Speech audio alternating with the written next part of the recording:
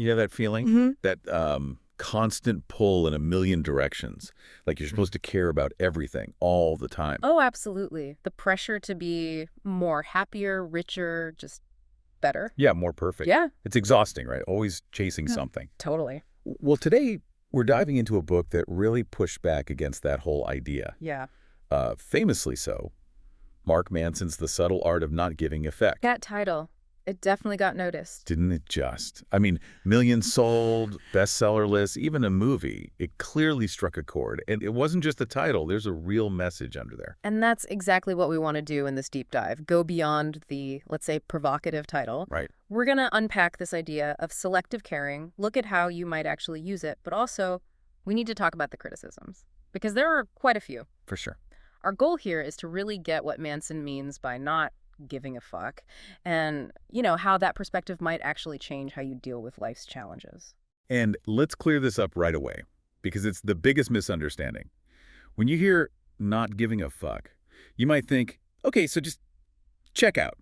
Be totally indifferent. Yeah, the apathetic bastard idea, as someone put it. Exactly. Nobody wants to be that guy. But Manson's pretty clear this isn't about apathy at all. Not at all. He says not giving a fuck does not mean being indifferent. It means being comfortable with being different. It's about choosing, being deliberate. Precisely. Choosing what not to care about so you can focus your, limited energy on what really matters to you, your values. Okay, so this central idea, you have a limited number of fucks to give, like emotional currency. Kind of, yeah, a finite resource. And everything, society, ads, social media, they're all trying to get you to spend it on their priorities. Pulling you away from maybe what you actually want for yourself. Exactly. So the book's really about getting clear on your values. What do you genuinely stand for? Where are you going to invest that energy? And not investing it everywhere leads to this other concept he talks about, the feedback loop from hell. Ugh, yes. Such a great term for modern anxiety.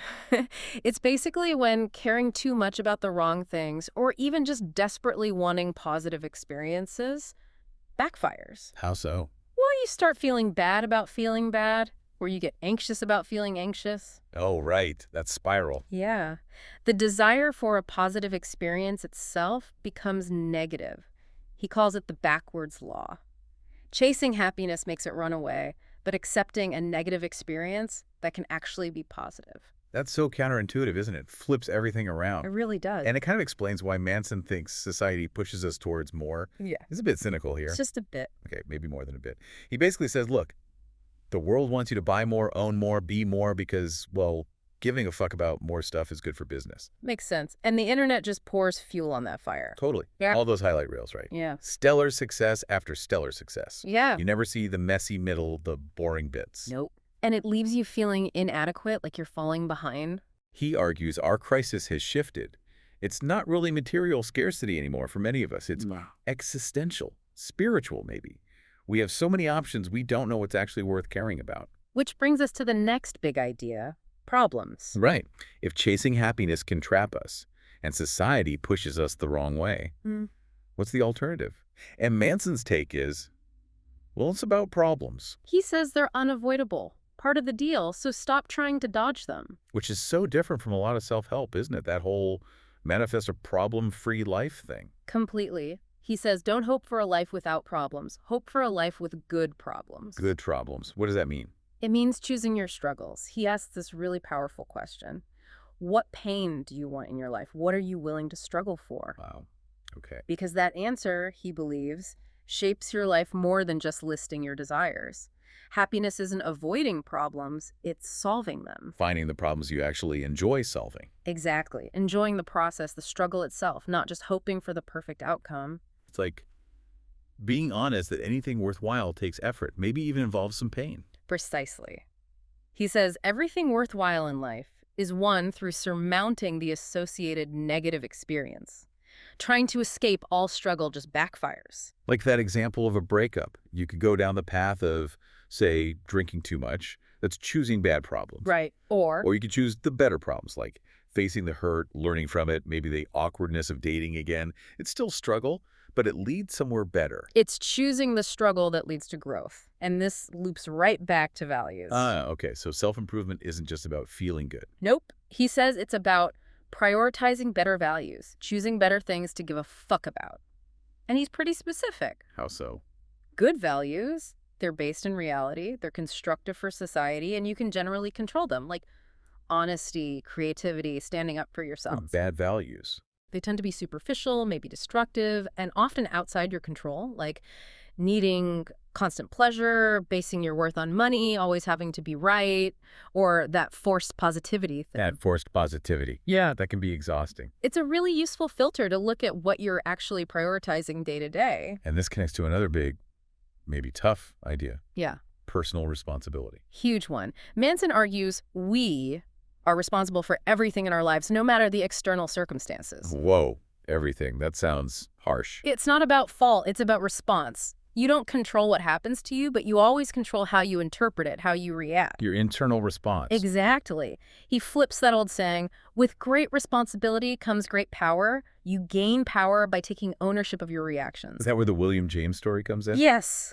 The psychologist. He did this experiment for a year, decided to believe he was 100% responsible for everything. He called it his rebirth. Changed his whole life and work.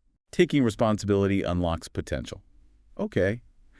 But how do you keep growing once you embrace that? Well, Manson would say, embrace uncertainty. He actually states, certainty is the enemy of growth. Really? Don't we crave certainty? We do, but he argues we're often wrong anyway. Accepting that we might be wrong fosters humility, keeps us learning. He also talks about the law of avoidance. The more something threatens your identity, the more you will avoid it. Okay, explain that one. If you know you're a great artist, you might avoid feedback that could challenge that identity. If you see yourself as always nice, you might duck difficult conversations. Well, your fixed identity can trap you. Exactly. His advice is pretty radical. Never know who you are. Stay open. Keep discovering. Don't let your identity become a cage. That's a lot to chew on. Yeah. What about when you just feel completely stuck, like paralyzed? For that, he has a very simple principle. Do something. Just do something, anything. Pretty much. The idea is that action isn't just the result of motivation. It can be the cause of it. So you don't wait to feel inspired. No. Just take one small step. Any small action. That can build momentum, which then creates motivation, which leads to more action. It breaks the paralysis. I actually find that works for me. Like getting to the gym, if I just put my workout clothes on, that tiny action often gets me out the door. That's a perfect example. It's the small action igniting the bigger process. And those small actions, those choices, they build towards commitment. Which seems counterintuitive again, because he talks about freedom. Right. But he argues that absolute freedom, endless choices, is actually meaningless. A meaningful life comes from narrowing your freedom through commitment. How does narrowing freedom create meaning? By saying no. Saying no to other options, other paths, other people even, is how you define what you truly value, what you stand for. So commitment isn't a restriction, it's definition. Exactly. Committing to one partner, one career path, one place, while rejecting alternatives, that provides depth. A different kind of freedom, a richer one. And this applies to relationships too. Saying no. Absolutely. He argues conflict and the ability for both partners to say yes and no freely is essential for healthy boundaries, for trust. It means the love is unconditional, not just a way to avoid problems together. Okay, so we've got the core ideas.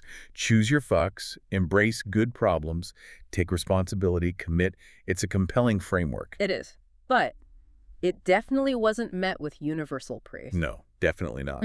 Despite the massive sales, this book got a lot of pushback, a lot of criticism. It's quite polarizing. Very much so. And one of the main criticisms you hear is that, well, Manson just comes across as a pessimist. Like he's promoting unhappiness. Some readers felt that way, yeah. That he sees happiness as an illusion. Some even pointed to the swearing as just reflecting a negative attitude overall.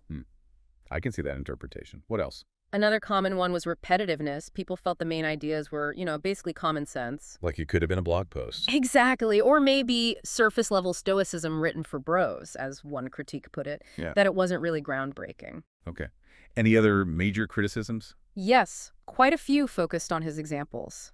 He uses analogies like comparing disabilities to poker hands or discussing Polish suffering during WWII. Oh, wow. And some readers found these comparisons super insensitive. They felt it showed a lack of real empathy or maybe life experience, which kind of undermined his authority for them. Yeah, that could definitely rub people the wrong way. And then there's criticism of Manson himself. accusations of humble bragging about money or poker skills. Right. And some people brought up his earlier book, Models, which focused on dating advice, and felt that promoted a kind of superficiality that didn't quite mesh with the commitment message here. So questions about consistency or authenticity.